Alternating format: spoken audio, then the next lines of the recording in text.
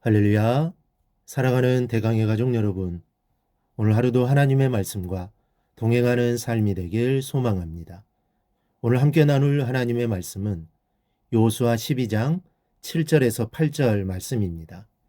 여호수아와 이스라엘 자손이 요단 이편 곧 서쪽 레바논 골짜기에 바알갓에서부터 세일로 올라가는 곳 한락산까지 쳐서 멸한 그 땅의 왕들은 이러하니라. 그 땅을 여호수아가 이스라엘의 지파들에게 구분에 따라 소유주로 주었으니 곧 산지와 평지와 아라바와 경사지와 광야와 네겝 곧 헷 족속과 아모리 족속과 가나안 족속과 브리스 족속과 히히 족속과 여부스 족속의 땅이라. 아멘. 오늘 본문은 여호수아에게 패한 가나안 왕들의 명단이 기록되어 있습니다. 이 왕들의 땅을 정복하여 이스라엘 각 지파에게 기업으로 분배해 준 것입니다. 7절을 보니 여호수아와 이스라엘 자손이 요단 이편 곧 서쪽 레바논 골짜기에 바알갓에서부터 세일로 올라가는 곳 한락산까지 쳐서 멸한 그 땅의 왕들은 이러하니라. 그 땅을 여호수아가 이스라엘의 지파들에게 구분에 따라 소유로 주었으니 라고 있습니다.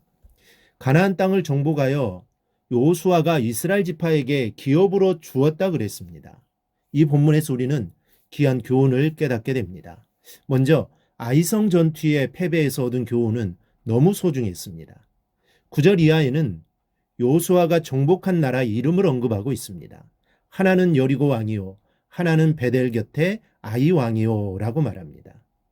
여러분이 잘 알고 계시는 여리고와 아이성에 대한 언급입니다. 여리고는 요단 서편에서 첫 번째로 정복한 나라입니다. 그리고 아이성은 이스라엘이 처음으로 대패하는 상처를 안겨준 곳입니다. 하지만 이때의 패배로 인하여 이스라엘은 가나안 정벌 전쟁에서 승승장구할 수 있었습니다. 전쟁의 승패는 순종이냐 불순종이냐에 달려 있다는 사실을 아이성 전투에서 뼈저리게 배웠기 때문입니다. 아이성 전투에서 패배한 것은 굉장히 큰 유익과 교훈을 안겨다 주었습니다. 하나님께 죄를 범하고 불순종하면 이렇게 패할 수밖에 없고 수모를 당할 수밖에 없구나.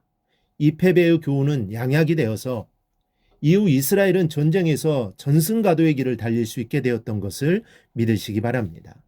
아이성 전투에서 희생당한 이스라엘의 수는 36명입니다. 만일 아이성 전투가 아니라 30만 대군이 넘는 가나안 북부 연합군 간의 전투에서 패배했더라면 이스라엘의 희생자는 얼마나 컸겠습니까? 이거는 생각만 해도 끔찍한 일입니다. 다행히도 이스라엘은 아이성 전투에서 큰 교훈을 깨달아 이후 중요한 전투에서 모두 승리했습니다. 여러분, 깨닫는 것이 얼마나 중요한지 모릅니다. 우리는 깨달음 있는 성도가 되어야 합니다. 실패가 좋은 것은 아니지만 거기서 귀한 교훈을 깨닫는다면 이는 굉장한 것입니다. 우리는 그동안 실패도 많았고 실수한 것도 많았습니다.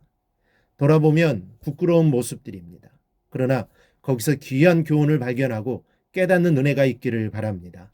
깨달음의 은혜가 있다면 그 실패와 실수는 그냥 실패와 실수가 아닙니다. 이스라엘 백성들의 아이성 전투에서 패한 것과 같은 것입니다. 그 패함으로 인해 더 중요한 것을 얻었기 때문입니다. 그러므로 우리 모두도 실패하고 실수한 일들로 인해 주님을 더욱 의지하는 신앙인이 되시기 바랍니다. 그리할 때 주님의 은혜는 더욱 크게 다가올 것입니다. 또 하나 이 전쟁의 승리는 하나님께로부터 온 것입니다. 9절에서부터 본문 마지막 절까지 기록되어 있는 나라는 여호수아에게 진멸당한 나라들입니다. 24절에 보니 모두 31왕이었더라 그랬습니다. 31개국이 여호수아의 칼날에 엎드러졌습니다. 이기고 또 이기고 또 이겼습니다.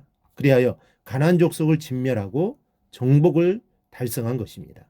그러나 절대로 잊지 말아야 할 것이 있습니다. 이것은 하나님의 약속에 대한 성취입니다. 이스라엘이 잘해서가 아닙니다. 그들이 잘 싸워서도 아닙니다. 그 옛날 아브라함에게 약속하셨던 하나님의 약속이 성취된 것입니다. 다시 말씀드리면 가나안 전쟁의 승리는 하나님의 각본에 나와 있는 것이 이루어진 것입니다. 이루시는 분은 하나님이시라는 말입니다. 내 인생을 이루시는 분도 하나님이십니다. 내 꿈을 이루시는 분도 하나님이시요. 내 기도를 이루시는 분도 하나님이십니다.